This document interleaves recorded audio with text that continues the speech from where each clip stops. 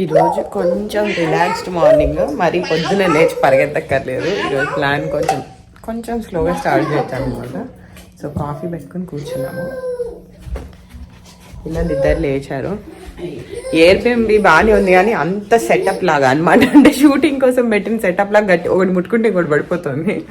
So కొంచెం జాగ్రత్తగా ఉండాలి. నిన్నైతే డిస్నీ సూపర్ ఉంది. నాకే చాలా నచ్చింది. పిల్లలకి ఎట్లా నచ్చిందో తెలియదు కానీ నేను బాగా ఎంజాయ్ చేశాను. ట్రిప్కి వచ్చే ముందు మా దిలీప్ బ్రెయిన్ ఇంట్లో వదిలేసి వచ్చాడు.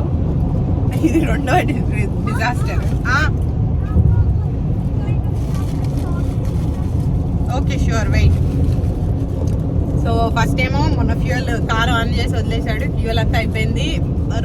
ఆల్మోస్ట్ 2 hours బయట కూర్చోవాల్సి వచ్చింది. ఈ రోజేమో గూగుల్ మ్యాప్స్ ఆయన పెట్టుకున్నాడు, ఆయన పెడతానంటే వినకుండా. అది స్పేస్ సెంటర్కి పోనీయడం బదులు సెంటర్ స్టోర్కి తీసుకొచ్చాడు ఎయిర్పోర్ట్కి. 40 minutes వేస్ట్. అంతా రెడీ అయిన టైంకి అంతా వచ్చాము. ఈయన వల్ల ఒక 40 నిమిషాలు వేస్ట్ అయింది. ఇప్పుడు మళ్ళీ వెనక్కి వెళ్ళాలి. ఆయన తప్పు చేశాడు కాబట్టి నవ్వుకుంటూ కవర్ చేస్తున్నాడు. అదే నేను చేస్తుంటే నా ఈ పాటికి నన్ను ఉత్కారేసేవాడు. What is your opinion? నేను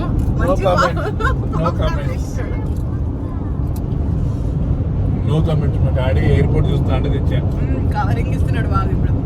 హాయ్ అందరికీ, ఎలా ఉన్నారు అందరూ? బాగున్నారా? మేము కూడా చాలా బాగున్నాం. Welcome back to our channel. మా వీడియోస్ మీకు నచ్చినట్టయితే సబ్స్క్రైబ్ చేసుకోండి. త్వరగా 300K అవ్వాలన్నది మా గోల్. ఇప్పటివరకు మీ సపోర్ట్తోనే ముందుకు వచ్చాము. నెక్స్ట్ కూడా మీ సపోర్ట్తోనే అది పాసిబుల్ అవుతుంది. So please do subscribe. నేను రెగ్యులర్గా షార్ట్స్ కూడా పోస్ట్ చేస్తున్నాను, మినీ వ్లాగ్స్ కింద. అండ్ మేము తినే డైట్ రెసిపీస్ అన్నీ కూడా డూ చెక్అవుట్ దాట్. సో ట్రిప్లో లాస్ట్ వీడియో కొంచెం లేట్ అయింది. నిన్న షార్ట్ పెట్టా కదా, వర్ణికకి హెల్త్ బాగాలేదు. యాక్చువల్లీ ఫస్ట్ వివాన్కి బాగాలే, ఆ తర్వాత వర్ణికకి బాగాలే. ఇంకా బ్యాక్ టు బ్యాక్ ఒక 10 days నుంచి కిడ్స్ సిక్ ఉండేసరికి నాకు వీడియో ఎడిట్ చేసి పోస్ట్ చేయడం కుదరలేదు. సో కిడ్స్ తో ట్రావెలింగ్ అప్పుడు లైవ్ లో వాయిస్ చెప్తూ షూట్ చేయడం అంత పాసిబుల్ కాదు. ఫస్ట్ అయితే బాగా ఇంటరప్ట్ చేస్తారు and there are 100 things that needs to be taken care of. So ఇట్లా తర్వాత వాయిస్ ఓవర్ ఇచ్చేటప్పుడు ఏంటంటే నేను ముందే పాయింట్ రాసి పెట్టుకుంటాను, ఆ రోజు నా ఎక్స్పీరియన్స్ ఏంటి అని. యాక్చువల్ గా అప్పుడు అక్కడ రికార్డ్ చేస్తే ఎగ్జాక్ట్ ఎమోషన్స్ ఎగ్జాక్ట్ గా మనం ఫీల్ అయింది చెప్పొచ్చు.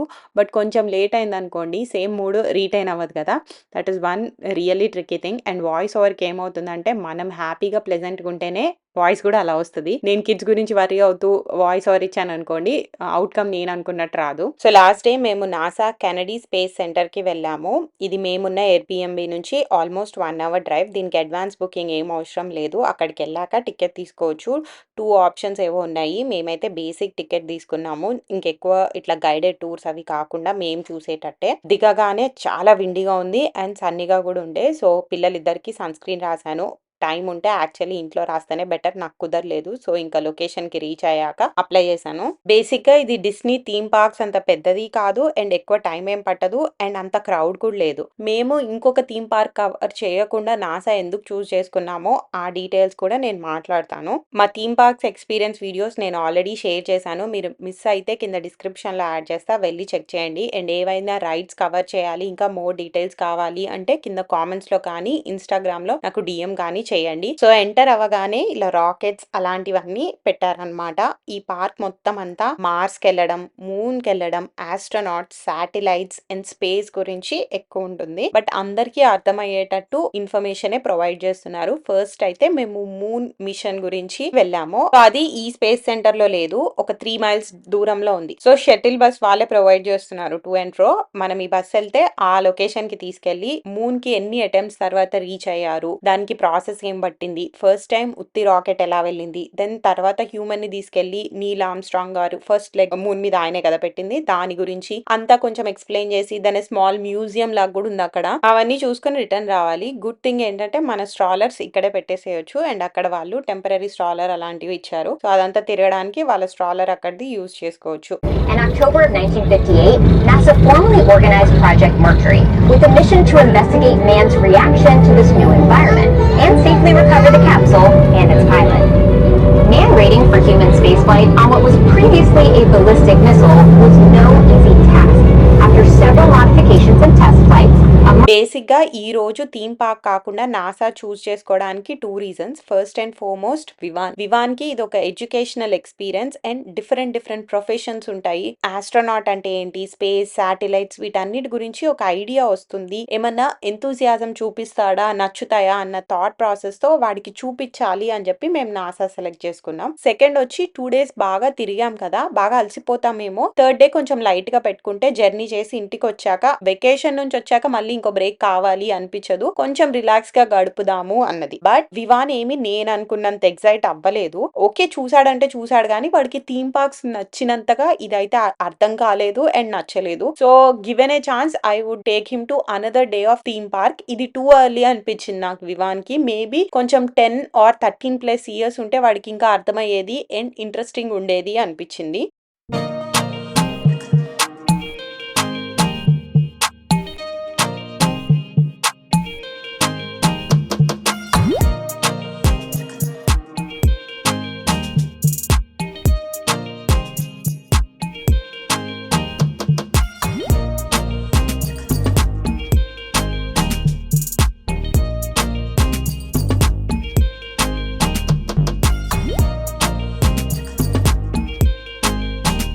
అండ్ ఫ్యూచర్‌లో స్పేస్ ఎక్స్‌ప్లోరేషన్, స్పేస్‌కి, రాకెట్స్‌కి రిలేటెడ్ జాబ్స్ ఉండొచ్చు ఎక్కువ మార్కెట్‌లో. బికాజ్ రైట్ నౌ ఇక్కడ నాసా ఒకటే కాదు, స్పేస్ ఎక్స్ టెస్లా వాళ్ళదుంది కదా ఇలాన్ మస్క్‌ది. దాని లాంచింగ్ కూడా ఇక్కడ నుంచే అవుతుందంట.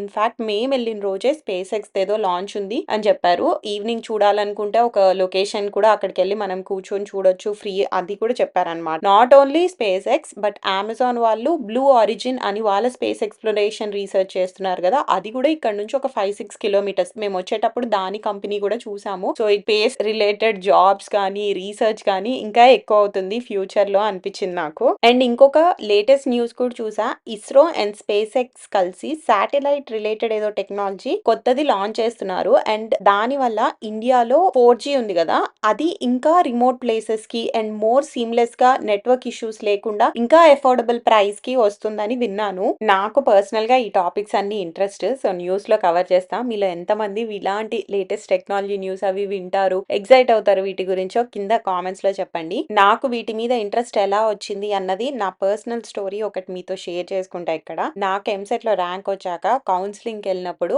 మనం సీట్ సెలెక్ట్ చేసుకుంటాం కదా, నాకు ఉస్మానియాలో బయోమెడికల్ వచ్చింది. అండ్ దెన్ ఎంజిఐటి కాలేజ్ లో మెకాట్రానిక్స్ రోబోట్రానిక్స్, నాకు ఇప్పుడు సరిగ్గా గుర్తు రావట్లేదు ఎగ్జాక్ట్ పేరు. మీకు తెలిస్తే కింద కామెంట్స్ లో చెప్పండి. ఎనీవే, అంటే electronics that is used in building robots. అప్పట్లో అది వెరీ ఇన్నోవేటివ్ టెక్నాలజీ. మా డాడీకి రెండిట్లో ఏదో ఒకటి తీసుకోవాలని ఉండే. మెయిన్ గా రోబోట్రానిక్స్ మీద చాలా ఇంట్రెస్ట్ ఉంది ఆయనకి. అప్పుడు ఆయన రీసెర్చ్ కూడా చేసి ఇలా లండన్ లో ఏదో యూనివర్సిటీ ఉంది, తర్వాత నువ్వు అక్కడ మాస్టర్స్ చేయొచ్చు, రోబోసే మన ఫ్యూచర్, సో నీ ఫ్యూచర్ చాలా బ్రైట్ గా ఉంటుంది, తీసుకో అన్నారు.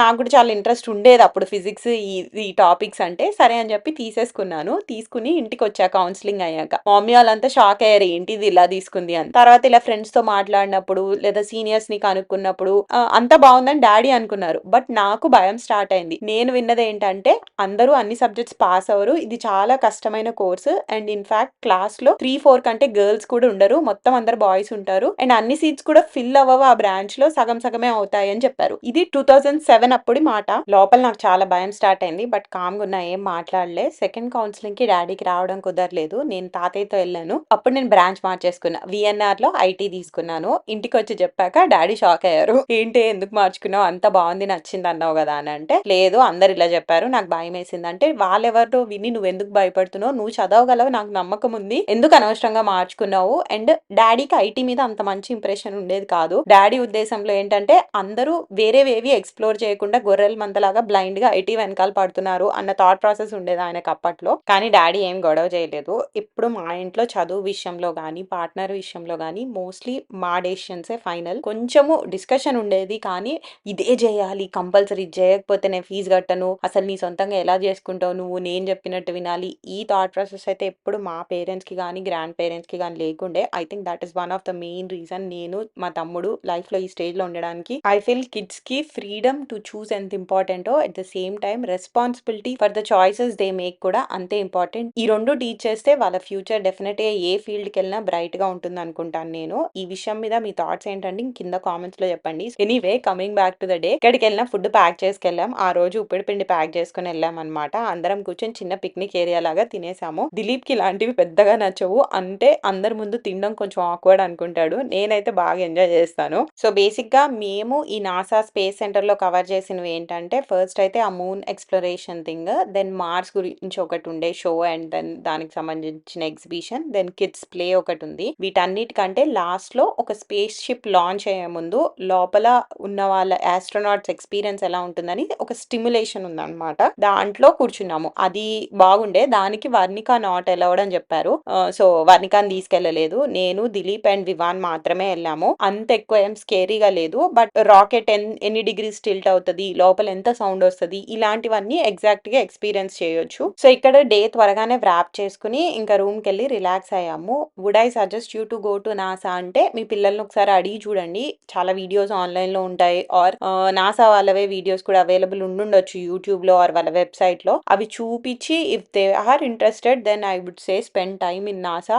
లేకపోతే ఇంకొక థీమ్ పార్క్ కవర్ చేయడమే బెటర్ ఐడియా. మాకైతే at the end of the day maybe theme park వెళ్ళి ఉండాల్సింది, ఈ రోజు వేస్ట్ చేసాము ఇంత దూరం వచ్చాక అని అనిపించింది. సో ట్రిప్ అయితే ఎండ్ అయిపోయింది. ఈ రోజు రిటర్న్ ఫ్లైట్ కి బయలుదేరాము. ఎగ్జాక్ట్ 4:45 అనుకున్నాం, కరెక్ట్ 4:45 స్టార్ట్ అయ్యాము ఎయిర్పోర్ట్ కి.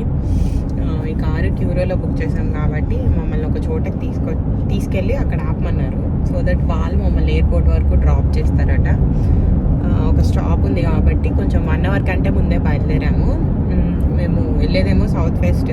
ఆర్లాండో ఎయిర్పోర్ట్ పెద్దది కాబట్టి కొద్దిగా 1 అవర్ ముందు ఉంటే బెటర్ అని చెప్పేసి, ఎప్పుడు ఎయిర్పోర్ట్లో పరిగెత్తడం అవుతుందని చెప్పేసి కొంచెం ముందైతే స్టార్ట్ అయ్యాం. చూద్దాం అది ఎండ్ వరకు అలా సస్టైన్ అవుతుందా లేదా అని చెప్పేసి.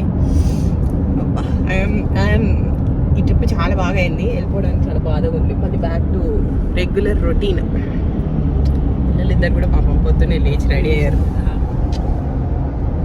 ఎయిర్పోర్ట్లో చూపిస్తాం మళ్ళీ. ఇప్పుడు బాగా చీకటిగా ఉంది.